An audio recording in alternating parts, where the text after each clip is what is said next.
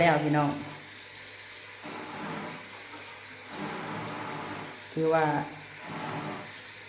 ผักบัวเขาก็ใส่ได้พี่น้องเอ้ยใส่ได้สะดวกสบายอาบได้ปกติเนาะที่เบิ่งข้างนี่ก่อนนี่พี่น้องเอ้ยเพิ่นต่อท่อน้ำให้นี่แหละเนาะยังบ่ทันเฮ็ดบอนไว้ได้พี่น้องเอ้ยบอนไว้ปั๊มน้ำได้ออโต้เนาะถือว่าเรียบร้อยมีฮอรถวีโก้ผู้ได้พี่น้องเอ้ยนี่วีโก้ก็จอดหน้าบ้านโอ้ยจังแม่นคือพี่น้องเอ้ยไผสิคือบาพามีเนาะพี่น้องเนาะ รถ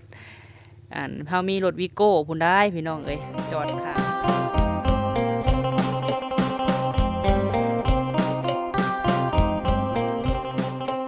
โดยกับสบายดีสวัสดีพ่อแม่พี่น้องป้าลุงที่หักแพงช่องบาพามีเด้อพี่น้องเด้อมื้อนี้ไปตัดผมพี่น้องเอ้ยป้าหน้าจนแดงพี่น้องเอ้ยครับรถตากแดดตรงในมือบาพามีพี่น้องระหว่างมือกับแขนนี่คนละสีพี่น้องเอ้ยกับหน้าคนละสีเลยมองค่ำแห้งป้าลุงเอ้ยเอามาเปิดภาพมื้อนี้พี่น้องเอ้ยก็มีแนวมาเมามอยคือเก่าเนาะพี่น้องเนาะมาโอ้มาลมกับแม่FC ที่ว่าเพิ่นหักแพงเบาพามีพี่น้องเอ้ยก็ยังมีหลายฐานที่ว่าหักแพงแล้วก็อีต้นสงสารเบาพามีเนาะพี่น้องเนาะจังใดก็ขอบคุณหลายๆเด้อพี่น้องเด้อเนาะมือ10 นิ้วของเบาพามีขอบคุณที่ว่าหักแพงเบาพามีให้กำลังใจมาโดยตลอดพี่น้องเอ้ยขอบคุณหลายๆนบใส่เก้าเท่าใส่หัวเนาะบ่เคยลืมบุญคุณผู้ที่สดซอยมาพี่น้องเอ้ยผู้ที่มีพระคุณต่อบ่าวพามีเนาะโดยหากะมาแต่นอกพี่น้องเอ้ยพอดีว่าบ่าวพามีไปหาเลาะเบิ่งเตียงนอนพี่น้องเอ้ยให้แม่บิ่งเนาะว่าสิไปหลายมื้อแหละพี่น้องเอ้ยผู้ในเมืองพุ่นแหละพี่น้องเอ้ยแถวตลาดใหญ่เนาะไปหลายห้านหลายบอนพี่น้องเอ้ยหากะมาตอนนี้ก็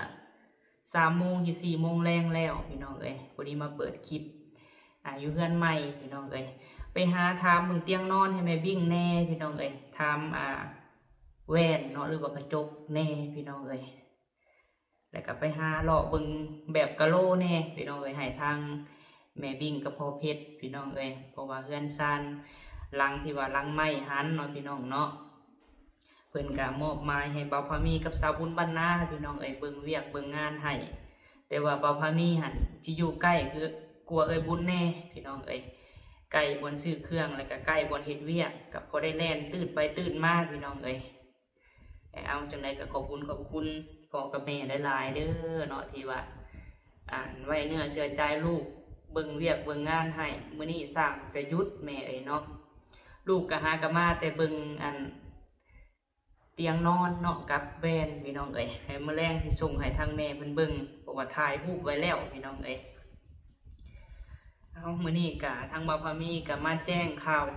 เนาะพี่น้องเนาะเฮือนชานบ่าวพามีก็สิได้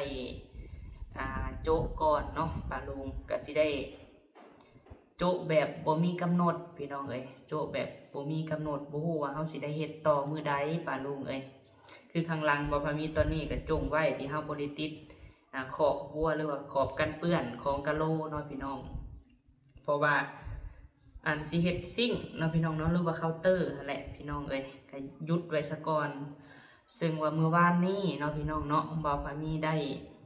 จ่ายค่าสร้างเรียบร้อยแต่ว่าบ่ได้ถ่ายคลิปพี่น้องเอ้ยเมื่อเฮ็ดแต่งแก้ให้น้องลาตี้เนาะเมื่อเสียเคราะห์แล้วก็เลยว่าบ่ได้ออกคลิปฟ้าวแน่พี่น้องเอ้ยแล้วก็จ่ายเงินให้สร้างเพิ่นรวมทั้งหมดทั้งมวลบ่าวพามีจ่ายเมื่อวานนี้พี่น้องเอ้ยให้ทางทีมงานสร้างรถ27,000 บาทพี่น้องเอ้ย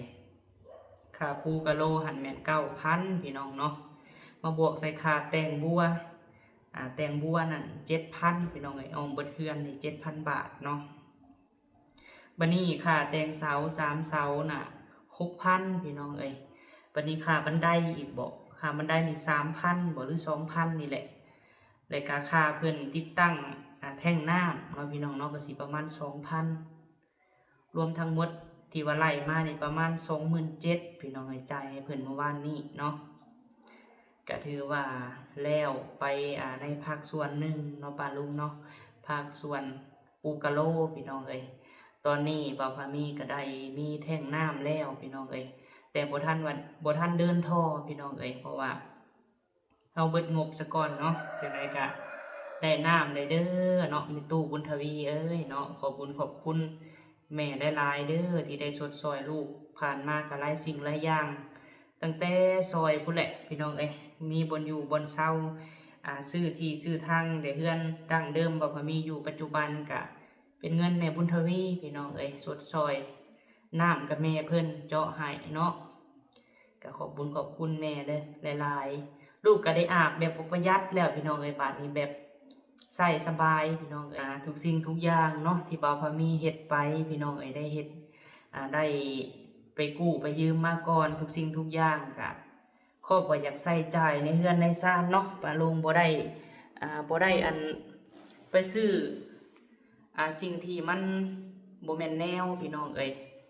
ก็หวังว่าแม่ๆ FC นี่ก็คือสิเข้าใจบ่าวพามีพี่น้องก็สิมีหลายคอมเมนต์พี่น้องเนาะหลายท่านก็บ่เข้าใจว่าบ่าวพามีนี่เอาเงินมาแต่ไสสร้างเฮือนเนาะเว้าแล้วบ่มีเงินตลอดเพิ่นว่าเนาะพี่น้องก็คือเห็นสร้างเฮือนสร้างซานหลังบักใหญ่พี่น้องก็หลายๆต่างๆนานาเนาะพี่น้องเนาะก็สิเว้าในคลิปนี้เนาะพี่น้องเนาะที่ว่าเฮ็ดเฮือนสร้างซานก็เป็นเงินแม่ๆหลายท่านเพิ่นสมทบพี่น้องก็บางท่านเพิ่นก็บ่ได้ว่าสิให้บ่พามีเฮ็ดเฮือนดอกพี่น้องก็คือให้เฮ็ดให้ซื้อน้ำมันพี่น้องเพราะว่าคือจังเส้นแม่บิ้งเนาะเพิ่นก็ให้เฮาไปซื้อหั่นซื้อนี่แม่ก็ให้ใส่น้ำมึกน้ำมันพี่น้องแบบหลายๆท่านคือกันเนาะตั้งแต่พุ่นแหละตั้งแต่เฮือนประตูคูนตั้งแต่เฮือนสาพี่น้องตั้งแต่แม่รัดแม่เรื่องพุ่นแหละเนาะเพิ่นก็เอาเงินให้ค่าน้ำมูกน้ำมันเทื่อละ40 50เทื่อละ100พี่น้องและบ่พามีหั่นเก็บโฮมเอาจำนวนนี้พี่น้องเก็บโฮมเอาจำนวนเทื่อละ40 50ดอลเพิ่นให้ค่าน้ำมันก็เก็บไว้พี่น้องเก็บไว้แบบใดก็คือเก็บไว้แล้วซื้อไว้พี่น้องถ้าใครอยากเฮ็ดเฮือนเนาะถ้าว่าวัยรุ่นสำเฮานี่เบิ่งคลิปพี่น้องอยากเฮ็ดเฮือนอยากอิหยังก็ต้องซื้อไว้เซาไว้ก่อนซื้อไว้เนาะซื้อไว้แล้วโฮมไว้พี่น้องโฮมไว้ทีละเล็กทีละน้อยแล้วก็ถามสร้างเพิ่นว่าอันนี้เท่าไรค่ะอันนี้เท่าไรก็ต้องถามเพิ่นพี่น้องรวมทั้งหมดทั้งมวลเนาะที่บ่าวพามีไล่เห็นตอนนี้พี่น้องเฮ็ดเฮือนบ่าวพามีหลังนี้หลายท่านก็ถามมาว่าเบิดเท่าไรบ่าวพามีเนาะตอนนี้หันเบิด300,000กว่าแล้วพี่น้องเนาะทั้งหมดทั้งมวลนี่แม่น300,000ประมาณ340,000 350,000นี่แหละพี่น้องเพราะว่าไล่เมื่อวานนี่ก็27,000ที่เฮาจ่ายไปก็คือตกอยู่300,000กว่าพี่น้องเฉพาะเฮือนหลังนี้เนาะเพราะว่าเฉพาะค่าสร้างรถได้พี่น้องเฉพาะค่าสร้างแล้วก็ค่าซื้ออุปกรณ์เนาะไล่ทั้งค่าสร้างแน่ค่าอุปกรณ์นำก็รวมนำกันก็ตกอยู่300,000กว่าพี่น้องที่ว่าเฮือนหลังนี้เนาะแต่ถ้าว่าเงิน300,000นี่พี่น้องคันให้บ่พอมีหาหรือว่าน้ำผักน้ำแห้งเฮาก็สิบ่ได้ฮอดพี่ดอกพี่น้องก็คือเก็บพี่โฮมจากเงินเฮ็ด YouTube แน่พี่น้องและก็เงินผ่านมาแน่แล้วก็แม่ๆ FC เพิ่นให้ค่าน้ำมูกน้ำมันก็เก็บเอาในจุดๆนั้นพี่น้องที่เพิ่นให้ค่าน้ำมันเฮาก็เฮามาซื้อตื่มกันพี่น้องวันนี้หั่นคือเสาเนาะผ่านมาแม่ใจดีเพิ่นก็ฝากเงินให้เฮาก็ได้ซื้อเสาซื้อบล็อกซื้อหยังโฮมไว้พี่น้องเก็บเล็กเก็บหน่อยหาอะไรพี่น้องทีละเล็กทีละหน่อยไปก็คือแบบซี่แหละต้องได้โจ๊กก่อนพี่น้องคือตอนนี้ก็อยู่ในระหว่างเข้าบานประตูพี่น้องก็สิได้โจ๊กเพราะว่าบ่พอมีสิได้หาเงินใช้เอื้อลำพรก่อนเนาะอันนี้เฮาเว้าตรงๆพี่น้องถ้าว่าไผเป็นเพื่อนเพชรเอื้อยเพิ่นอยากโทรถามเพิ่นก็ได้เนาะคือเจกึมน้องตุซิดบ่พอมีก็เคยเอาพี่น้องเคยเอาตลอดแหละเนาะเพราะว่าเฮาบ่ได้ไป ไปซื้อแนวอื่นพี่น้องเอ้ยบ่พอมีบ่ได้ไปซื้อลิ้นซื้อเที่ยวเนาะบ่ได้ไปกินเหล้ากินเบียร์บ่ได้ไปลิ้นในสิ่งที่มันบ่ดีพี่น้องเอ้ยบ่ได้ลิ้นหวยบ่ได้ลิ้นหยังเนาะเอามาแบบก็เฮาอยากได้เฮาก็ต้องเอามาพี่น้องเอ้ยเอามาแล้วก็หาผ่อนเพิ่นผ่อนพี่น้องเอ้ยหาผ่อนเพิ่นแต่ละเดือนก็ต้องใช้เพิ่นใช้พยายามให้มันแล้วงวดนี้แล้วก็เอางวดหน้ามาอีกพี่น้องเอ้ยแบบซี่เนาะสั่นแล้วเฮาสิบ่ได้เพราะว่าช่วงนี้หั่นยอดวิวยอดไลค์บ่พอมีนี่ตกแฮงพี่น้องเอ้ยตกแบบแต่ก่อนฮอดคลิปละหมื่นเนาะพี่น้องตอนนี้ก็บ่ฮอดแล้วเนาะหมื่นวิวได้บ่แม่น10,000 บาทได้พี่น้องเอ้ยคลิปหนึงก็สิพยายามลงมื้อหนึ่ง2 3คลิปพี่น้องเอ้ยให้มีผู้เบิ่งตื่มกันเนาะแต่คันเฮาสิหา 2-3 แสนบาทเดียวบ่ได้พี่น้องเอ้ยเนาะหลายท่านก็โอ้มีแต่ว่าบ่มีเงินพี่น้องเอ้ยไว้เฮ็ดเฮือนก็ได้เนาะเอาเรียกว่าถ้าไผบ่ฮู้นำเฮาก็ถ้าไผบ่เป็นเฮาก็บ่ฮู้พี่น้องว่าเฮาได้รับภาระอีหยังแน่เนาะแต่ละเดือนมาหลายรับเฮาหลายจ่ายพี่น้องเอ้ยเพราะว่ามันเข้าทางเดียวได้สัปนี้พัดคือแบบนี้แล้วเฮามาเฮือนใหม่พี่น้องเอ้ยต้องมีค่าน้ำค่าไฟอีหยังต่างๆอีกค่าไฟหลักๆพี่น้องเพราะว่าน้ำเฮาก็ใช้ได้เนาะก็ค่าไฟแน่แล้วก็บวกใส่กันพี่น้องเอ้ยเพราะว่าตอนนี้ก็ยังบ่ทันจ่ายพี่น้องเอ้ยก็บ่ทันฮอดกำหนดเพิ่นมาเก็บสิประมาณ3 เดือนบ่เพิ่นให้ใช้เนาะโดยเอาบ่พอมีขอบคุณหลายๆเนาะหลายท่านก็โทรมาให้กำลังใจพี่น้องเอ้ยหลายท่านก็โทรมาเนาะสิขึ้นมื้อได้บ่พอมีเอ้ยเพิ่นว่ายังบ่ฮู้มื้อเด้อป้าลุงเอ้ยยังบ่ฮู้มื้อฮู้วันดอกเพราะว่ายังบ่แล้วพี่น้องเอ้ยยังบ่ได้ฮอดไสอยู่ตอนนี้ก็ยังอยู่ในระหว่างเข้าบ้านเนาะพี่น้องเนาะ1เข้าบ้านนี่ก็2มาก็เคาน์เตอร์นี่ทางหลังบ่พอมีนี่เห็นบ่นี่ถ้าบ่เฮ็ดก็บ่มีบ่ล้างถ้วยพี่น้องเอ้ยสร้างเพิ่นอยากได้ปองละพันพี่น้องเอ้ยปองละพันพร้อมตกแต่งหั่นน่ะให้ก็บอกให้โจ๊ะก่อนกันเฮาใช้เพิ่นเฮ็ดปันเฮาบ่ทันมีเนาะก็ถือว่าคอยเฮ็ดไปสูบน้อยลมบ่แห้งป้าลุงเอ้ยนี่แหละหลายคนก็โอ้บอกพามีนี่มีเงินพี่น้องเอ้ยอยู่ว่าแนวใดเนาะนี่แหละเพิ่นว่าอีหยังซื้อทอสร้างเนาะพี่น้องหางทอแมวคือเพิ่นว่าแหละซื้อเสียงกับคนรู้จักกันหลายอยู่พี่น้องเอ้ยบัดนี้หั่นไผบ่อยู่นำเฮาก็บ่ฮู้ว่าเฮาต้องใช้จ่ายหยังแน่เนาะหลายสิ่งหลายอย่างบ่พามีก็ช่วงนี้ก็ห้องเพลงห้องร่ำคือเก่าพี่น้องเอ้ยเนาะถ้ามีคนจ้างก็ไปพี่น้องเอ้ยบ้านเฮาก็บ่ม่วนดอกก็ไปฟังเบิ่งว่ามื้ออื่นถ้าสิได้เมื่อพี่น้องเอ้ยบ้านบ่เทเพิ่นมีงานดองบ่เนาะเพิ่นก็ฮอดกระถึงพี่น้องเอ้ยให้ไปห้องเพลงแสน2แสนก็ไปพี่น้องก็คือว่าแหละพี่น้องเอ้ยคนเฮาเนาะถ้าคนคิดอคตินำกันพี่น้องเอ้ยคิดแบบบ่ผู้บ่หวังดีเนาะเพิ่นเห็นเฮาได้เพิ่นก็เว้าใส่พี่น้องเอ้ยผู้ที่เพิ่นเห็นเฮามีพออยู่พอกินเพิ่นก็ดีใจพี่น้องเอ้ยบ่อยากกลับไปจมปักคือเก่าแต่บ่พอมีคิดว่า100คนนี่สิมีอยู่ดอกผู้นึงพี่น้องเอ้ยผู้ที่เพิ่นบ่อันนั้นกับเฮาเนาะก็ถือว่าปล่อยผ่านป้าลุงเอ้ยพยายามพี่น้องเอ้ยทุกมื้อนี้พยายามเฮ็ดในสิ่งที่มันดีเนาะพี่น้องเฮ็ดสิ่งที่มันดีแล้วก็หาสร้างแต่ความดีพี่น้องเอ้ยก็ปล่อยผ่านคำเว้าลบๆเนาะต่างๆนานาบ่พอมีเห็นทุกสิ่งทุกอย่างพี่น้องเอ้ยบ่ว่าจะอยู่ไสก็แล้วแต่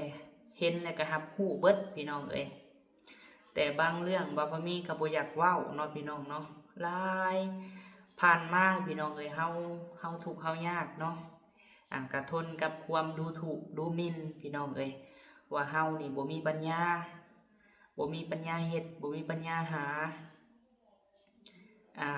ไปไสไผก็บ่อยากเฮ็ดหมู่พี่น้องเอ้ย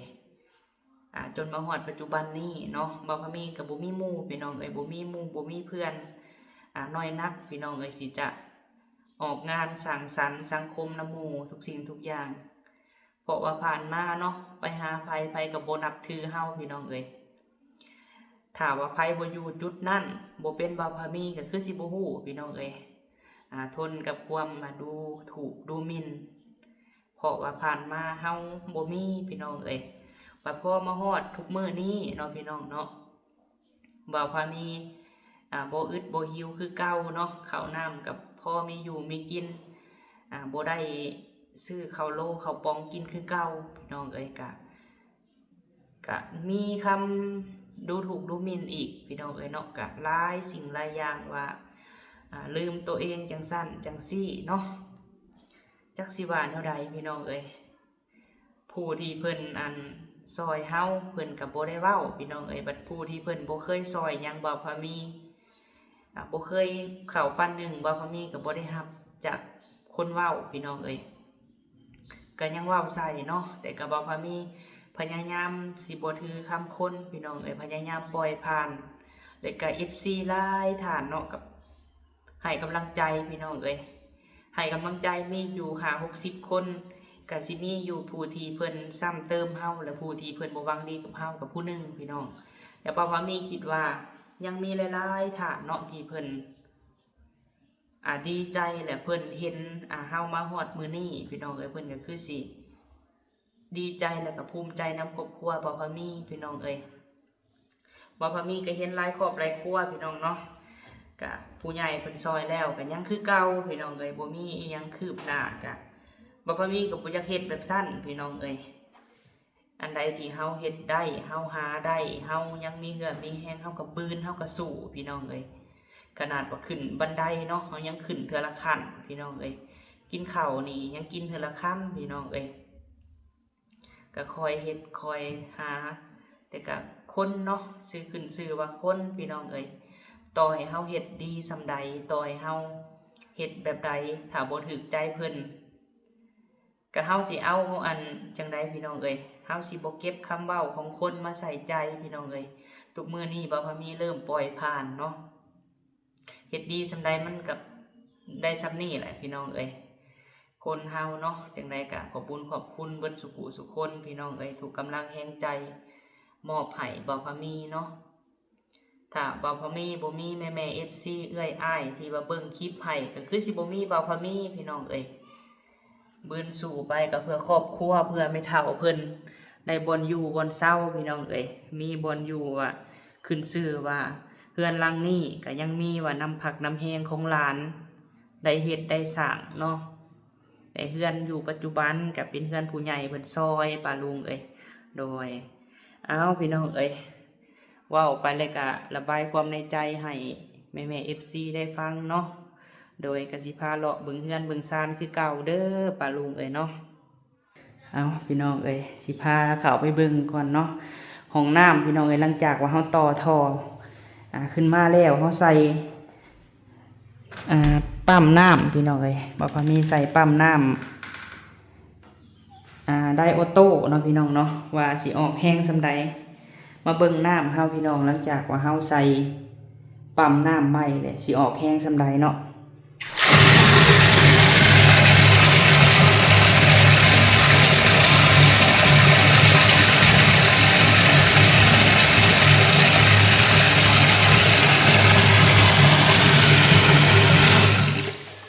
ก็ถือว่าออกแห้งอยู่พี่น้องเอ้ย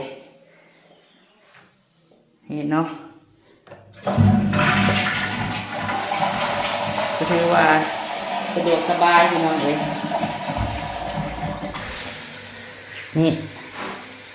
นี่ก็ใช้ได้แล้วพี่น้องคือว่าผักบัวเฮาก็ใช้ได้พี่น้องเอ้ยใส่ได้สะดวกสบายอาบได้ปกติเนาะ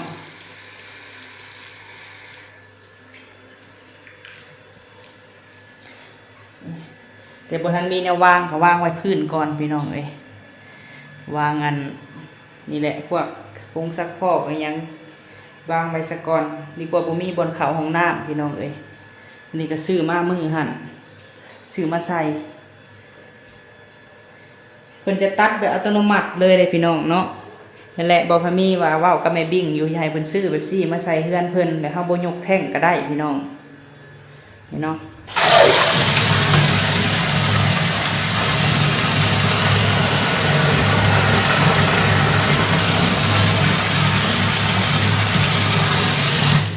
ขายคือระบบน้ำประปาพี่น้องเพราะว่ามันเพิ่นจะตัดเองเนาะนี่หันห้องน้ำพี่น้องเอ้ยสามารถใส่ได้ปกติแล้วเนาะใส่ได้สะดวกสบายแล้วบัดนี้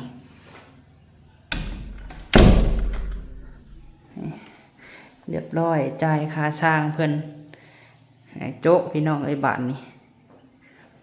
นี่ทางในคือเก่าเนาะมาให้เบิ่งยังกะโล2แก๊สพี่น้องเอ้ยที่เฮาบ่ทันได้ติดใส่ว่าสิเอาไว้เคาน์เตอร์พี่น้องเอ้ยหักช่วงนี้ก็ยังเฝ้าเครื่องอยู่บ่พอมีหันบ่ได้เมื่อนอนเฮือนเพราะว่าย่านบ้านมันคนหลักบ้านพี่น้องเอ้ยย่านมันเสียเนาะรายทานก็เพิ่นก็ว่างามพี่น้องเอ้ยพอมีก็เลือกถูกอยู่เนาะพี่น้อง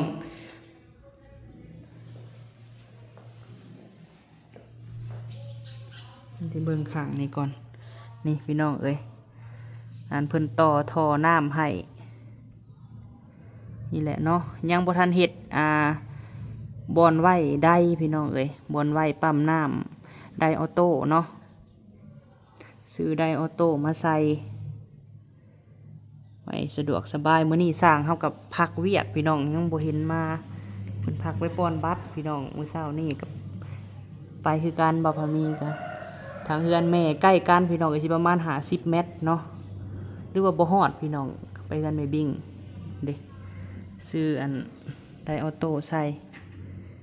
ก็สิได้สะดวกสบายพี่น้องเอ้ยเฮ็ดบ่พามีบ่ได้ย่องไว้สูงเลยพี่น้องย่องไว้ซำนี้แหละ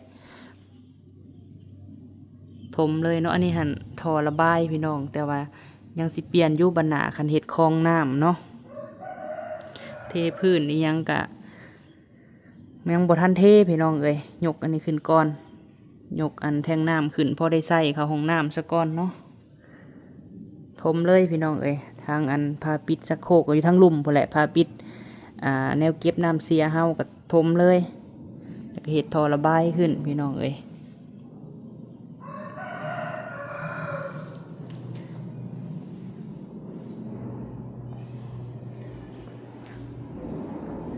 สร้างบ่อยู่ก็เงียบเงาพี่น้องเอ้ยเนาะเป็น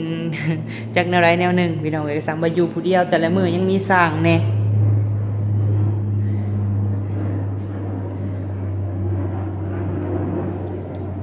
หน้าบ้านหน้าเฮือนนี่ค่ำแล้วก็ห่มพี่น้องเอ้ย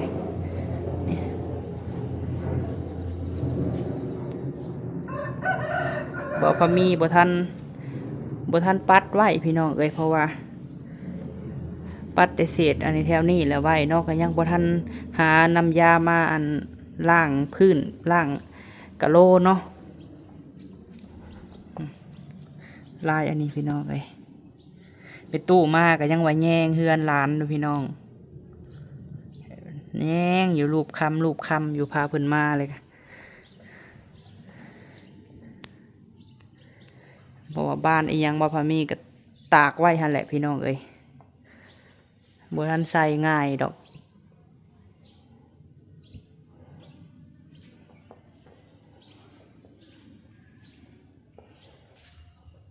ทางในก็เรียบร้อยพี่น้องเอ้ยสร้างเมื่อเบิดเรียบร้อยบาดนี้ได้อันงดโจ๊ะซะก่อนเดี๋ยวไปเบิ่งในหันก่อนพี่น้องเอ้ยเพิ่นว่าอันเพิ่นเบิ่งคลิปแล้วเพิ่นว่าบ่พอมีเพิ่นว่าคือบ่อันคือจงไว้จังสั้นเนาะสิใส่แก้วบ่เพิ่นว่าหรือว่าเฮ็ดจังใดเนาะอันบ่พี่น้องเอ้ยบ่พอมีว่าผู้แหละสิใส่เล็กพี่น้องเนาะใส่เล็กเอาให้คล้ายคือของแม่บิ่งอะไรพี่น้องเอ้ยสิใส่แบบสั้นแหละเนาะทั้งเทิงหันนี่อันนี้หันเคาน์เตอร์คือสิแม่นประมาณ2 อันพี่น้องเอ้ยมาเป็นตัว L มาหันแล้วก็มาซึ่งหันเนาะพอได้มีบอนเห็ดอยู่ครัวกินทางในพี่น้องเอ้ยน้องสาวกับบ่ท่านให้เพิ่นเฮ็ดเวียกบ่ให้ลาตีบ่ท่านให้เพิ่นเฮ็ดหยังพี่น้องเอ้ยลูกแต่ไข่ใหม่ๆเพิ่นก็จะควัดท่านอยู่แต่ว่าเฮาบ่ท่านให้เพิ่นเฮ็ดไม้ก็ยังทันแก่เมื่อซ้ำพี่น้องเอ้ยให้น้องเพิ่นควัดเบิดนั่นเฮาสิแก่ขี้เลื่อยเมื่อเฮือนพุ่น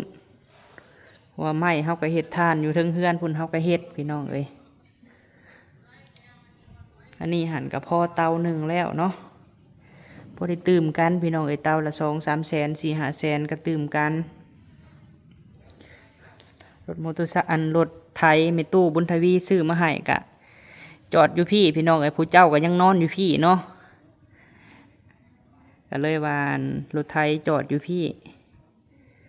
เจ้าของก็ยังขับบ่ทันเป็นดอกพี่น้องเอ้ยให้เขาขับให้ยังบ่ได้เฮียนครับเนาะอันอื่นหั่นพอได้อยู่พี่น้องเอ้ยรถมอเตอร์ไซค์แต่ว่ารถไถนี่ยังบ่เคย อย่ามันดีดปากพี่น้องต่อไปก็ยังสิเฮียนอยู่พอได้ไปสีข้าวสีน้ำสบายเนาะมื้อนี้ก็มาถ่ายให้เบิ่งคือเก่าพี่น้องเอ้ยจักหน่อยว่าโอ้บ่าวพะมีว่าสร้างไปใส่คือบ่เห็นมาเฮ็ดเวียกมื้อนี้แล้วพี่น้องเอ้ยโจะซะก่อนโจะชั่วคราวอยู่เฮือนแน่พี่น้องเอ้ยฟังเบิ่งมื้ออื่นคันบ่ได้ไปไสกะพุ่นแหละคันไปก็สิไปตอนเช้า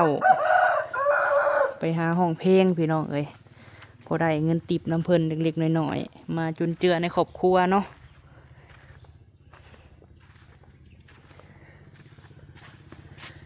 ถือว่าเรียบร้อยมีฮอรถวีโก้พอได้พี่น้องเอ้ยนี่วีโก้ก็จอดหน้าบ้านโอ้ยจังแม่นคือพี่น้องเอ้ย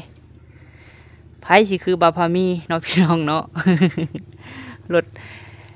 เฮามีรถวีโก้พุ่นได้พี่น้องเอ้ยจอดข้างเฮือนทรงโมเดิร์นเฮารถวีโก้บาพามีคันบักใหญ่พี่น้องเอ้ยสามารถแก่ไม้แก่ฟืนแก่อิหยังก็ได้เบิดพี่น้องแก่เข่าไปซีได้เบิดทุกสิ่งทุกอย่างเนาะวีโก้ทางแม่บุญทวีเพิ่นซื้อให้ลูกหลานแก่ไม้แก่ฟืนพี่น้องเอ้ยนี่แหละเนาะบรรยากาศมื้อนี้หันซีบดแน่พี่น้องเอ้ยจังได้บ่าวพามีกะกราบขอบบุญขอบคุณหลายๆเด้อเนาะเบิดสุขุสุคนพี่น้องเอ้ยทางพุ่นกับทางแม่บุญทวีเนาะทางแม่บุญทวีและกับทางพ่อวงกับแม่แล่นพี่น้องเอ้ยปู่เพิ่นซอยผ่านมาและกับแม่ใจดีเพิ่นเนาะโปรไฟล์เพิ่นฮุบทุ่งพี่น้องเอ้ยแต่บ่ฮู้ว่าแม่เพิ่นซื้อหยังแม่ที่เพิ่นซอยให้ละตีเปลี่ยนหลังคาพี่น้องเนาะและกับแม่น้องแม่วงพี่น้องเอ้ยและกับทางแม่บิ่งกับพ่อเพชรน้ำทางแม่รัดแม่เรื่องน้ำเด้อพี่น้องเอ้ยทางพุ่นก็ได้แล้วก็ขอบบุญขอบคุณแม่ใจดีทางแคนาดานำเนาะผู้ที่เพิ่นซื้อวงกบบ้านพับวงกบแล้วก็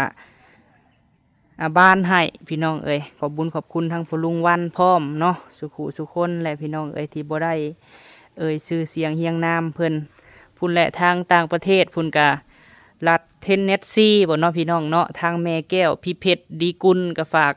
ถามข่าวในเด้อแม่เอ้ยเป็นจังใดทางพุ่นกับทางพ่อบุญมาแม่มาลากับจักเป็นจังไดเนาะพี่น้องเนาะทางพ่อแม่กะบ่ได้ติดต่อหาเฮากะโอ้ยโดนแล้วพี่น้องเอ้ยแต่ทางพุ่นกับทางแม่แดงเนาะพี่น้องเนาะอยู่ฮ่องกงกะฝากถามข่าวแม่เพิ่นพี่น้องเอ้ยทางแม่มีกะอยู่สวิตเซอร์แลนด์กะคิดฮอดเบิดทุกคนเด้อป้าลุงเอ้ยที่หักแพงบ่าวพามีบางทีกับบ่าวพามีชื่อเสียงเพิ่นบ่เบิดเนาะก็ต้องขอโทษขออภัยพี่น้องเอ้ยเฮือนซ่านบ่าวพามีก็สิได้โจะไว้สำนี้ซะก่อนพี่น้องเอ้ยพุ่นแหละเนาะเอาไว้กิดมาหาได้ใส่หนี้ใส่สินเบิดจังสิมาดำเนินการใหม่จังสิทายให้เบิ่งอีกพี่น้องเอ้ยโดยไปสำหรับคลิปนี้พี่น้องเอ้ยสิได้ขอจบคลิปก่อนเด้อเนาะพบพอกันในคลิปหน้าพี่น้องสำหรับคลิปนี้สบายดีเด้อพี่น้องเด้อ